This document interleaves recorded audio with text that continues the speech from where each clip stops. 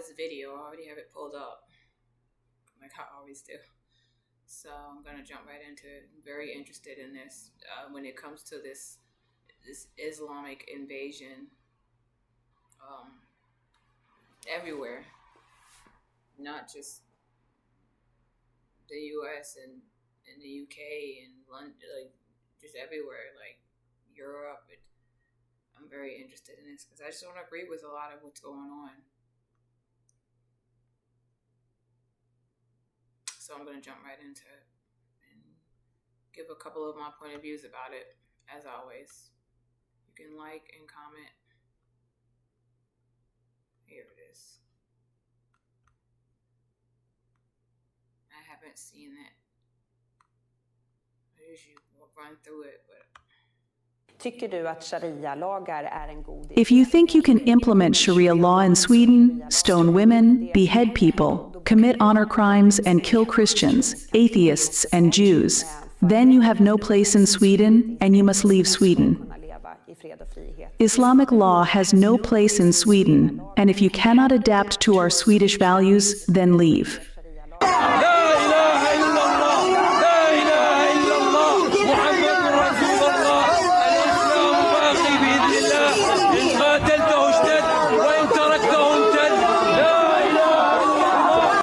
The recent declaration by Swedish Deputy Prime Minister Ebba Busch marks a watershed moment in European immigration policy, signaling an unprecedented shift in Sweden's stance toward cultural integration. She's made it clear that Islam must adapt to Swedish values or leave. I don't believe in that. I'm not going to keep pausing it. This video is only like 9 minutes. I don't believe in, I never will and never have. And it doesn't even have to do with fully being like conservative. I don't believe in there's a such thing as integration. It just doesn't work that way when it comes to different cultures. To a certain extent, it just doesn't work, especially with the Islamic faith. It doesn't work that way. It's not a religion, in my opinion. It is a death cult, and their agenda is simply just killing, wanting to kill anybody that does not believe in what they believe in, which is not even a real religion. It's a cult. But through their indoctrination, there is no stopping them. The only end to it is to kill people until they conquer. They want to conquer everybody, believe in what they believe. If not, they want you gone. It's listed in their book. Americans, Jews, Christian, anybody that doesn't believe in what they believe in. So I'm going to continue. So I know I don't believe in integration and all that when it comes to their made up ideology. There's no such thing as integration with them, with that group. And I believe they just need to go back wherever they're from and all that. I'm not going to get into details and all that stuff. Trying to differentiate, this place, that place. It's not working. No matter where they go, it's the same behavior, same ideology, same violence, same everything. There's no such thing as moderate Muslim, moderate Islam. There's no such thing as that. The people that know what this is really all about, they know. It's not generalizing. It's just a fact. It's the truth. The ones that are quiet and that aren't violent, deep down quietly, cheer and want to go along with the ones that are at the forefront. Let me continue. This statement represents more than mere political rhetoric. It embodies a fundamental transformation in how Western democracies are approaching the increasingly critical job security. Isn't it the best? That cozy feeling knowing your job is safe until the next round of layoffs or when your issue of cultural assimilation. The gravity of this situation cannot be overstated. Sweden, long celebrated as a beacon of humanitarian values and progressive policies, finds itself at a crucial turning point, and if care is not taken, Sweden's cultural heritage can be overturned by the That's the problem. One of the problems with this is progressive.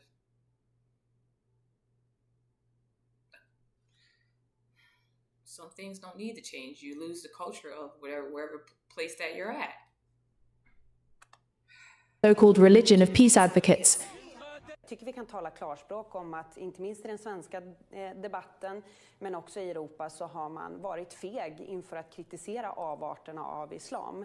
Och det är ju det som har gjort att vi idag har svenska muslimer som förtvivlat frågar vad gör ni med Sverige? Ni är på väg att förstöra Sverige. The country's traditionally welcoming approach to immigration has reached a critical juncture where national security, social cohesion, and cultural identity are now at the forefront of public discourse.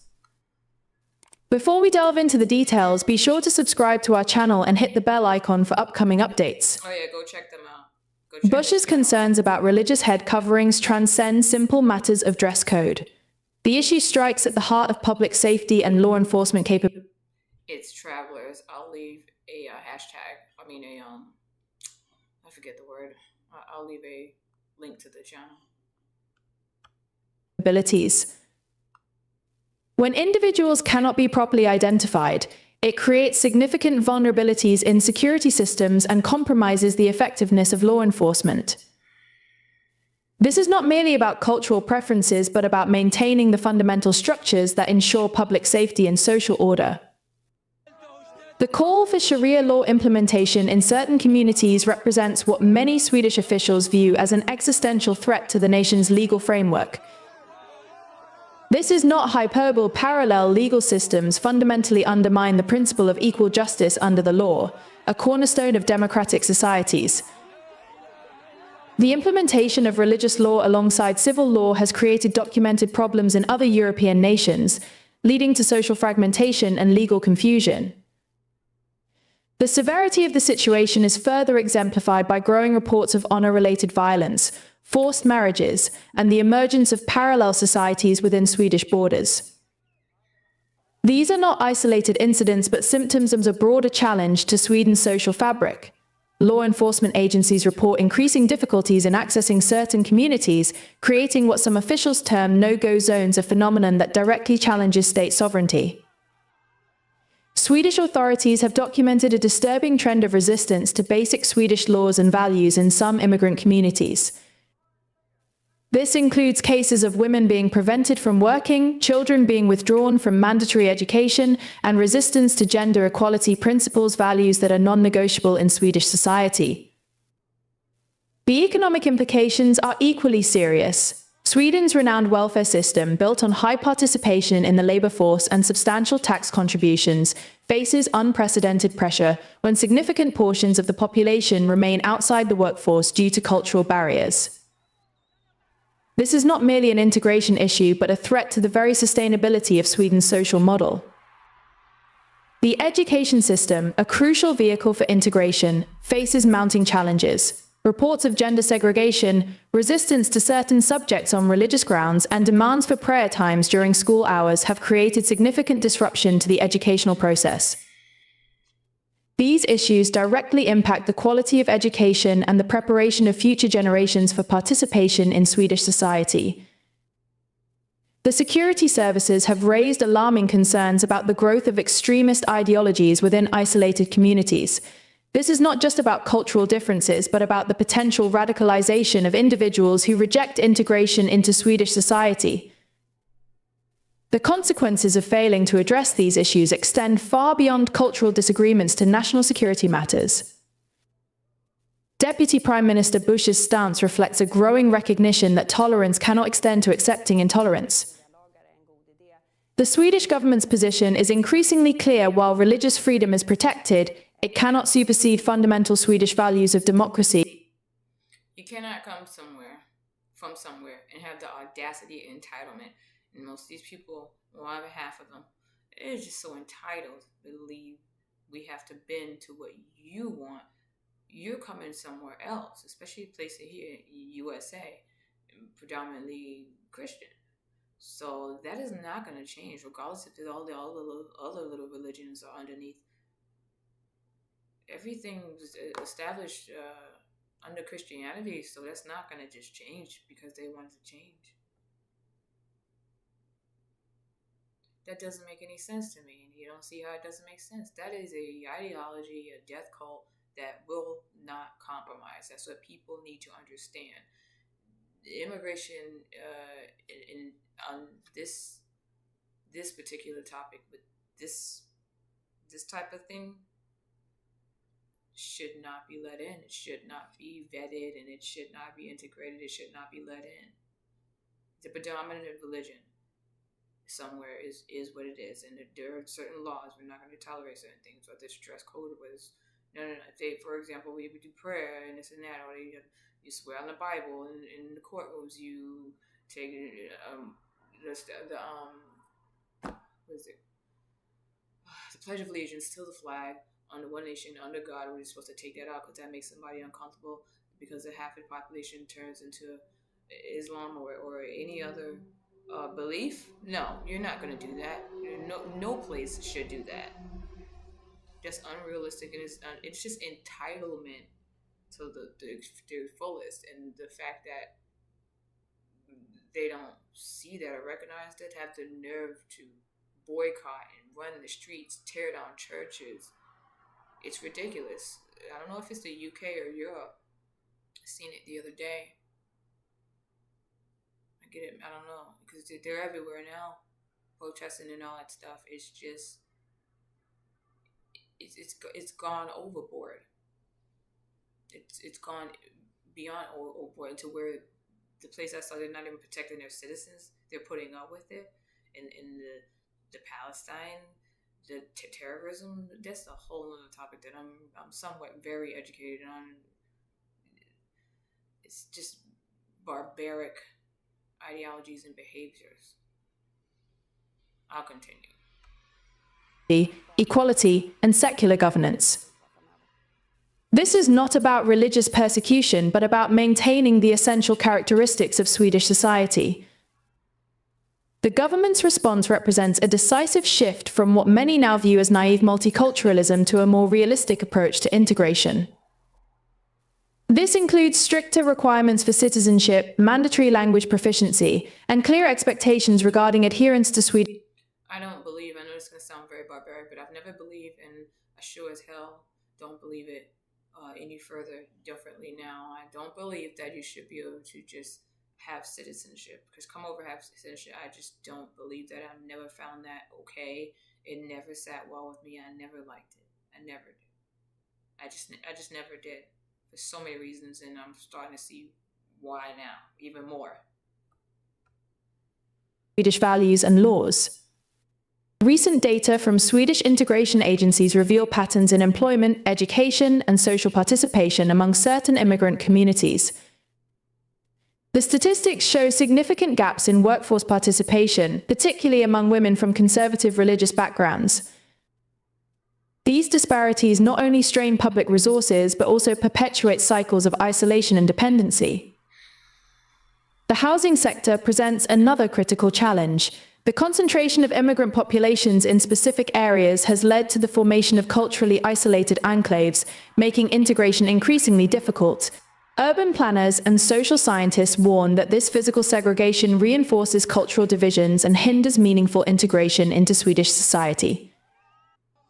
Critics who label these measures as xenophobic miss the crucial point. This is about preserving the very values that made Sweden an attractive destination for immigrants in the first place. All those made-up new words, just nothing but reverse psychology to me. To make other people feel comfortable about the reality of the situation of them being somewhere. When in Rome, do as Romans do. It's nothing but made-up words in this new age, in order for you or anybody to be manipulated into submitting, to let them just run wild and change the laws and the ways of the land of wherever they're at, it cannot be done, and it should not be done.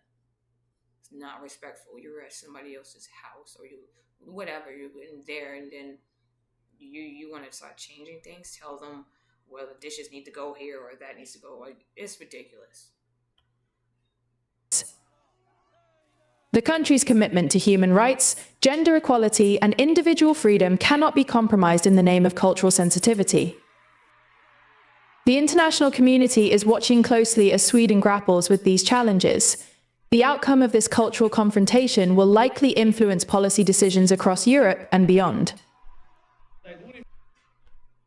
Other nations facing similar challenges are already beginning to adopt more stringent approaches to integration and cultural adaptation. They're siding with people that don't even live, or not even from certain places already. It's ridiculous. It's sad. They're not even putting their own citizens first. Swedish municipalities are now implementing new integration programs that emphasize active participation in Swedish cultural life. These initiatives include mandatory civics courses, cultural orientation programs, and increased interaction between immigrant and native Swedish communities. The focus is on practical integration rather than theoretical multiculturalism. As Sweden moves forward, the message is clear: integration is not optional. The preservation of Swedish values and societal norms is paramount. While diversity can enrich a society, it cannot come at the cost of its fundamental principles and social cohesion. The time for ambiguous policies and unclear expectations is over. The path forward requires firm resolve and clear policies. Sweden's experience serves as a crucial case study of the limits of multiculturalism and the necessity of maintaining a strong national identity and values. The stakes are too high, and the consequences of failure too severe, to approach these issues with anything less than absolute seriousness and determination. This turning point in Swedish history may well define the future of European integration policies. The success or failure of these measures will likely influence immigration and integration policies far beyond Sweden's borders, making this not just a national issue but a pivotal moment in the broader European debate on cultural integration and national identity. Thanks for watching. Don't forget to like this video and hit the notification bell to stay updated on future immigration news. Share your thoughts and questions in the comments below. We'll address them in upcoming videos. Take care and see you soon. So that was the channel 𝚑𝕊𝚘. I'm going to put the link to that video in the description box. If you guys want to check out the channel, go support them. Make sure I always tag channels that I do. It's Travelers with 2 L's. 𝚑𝕊𝚘.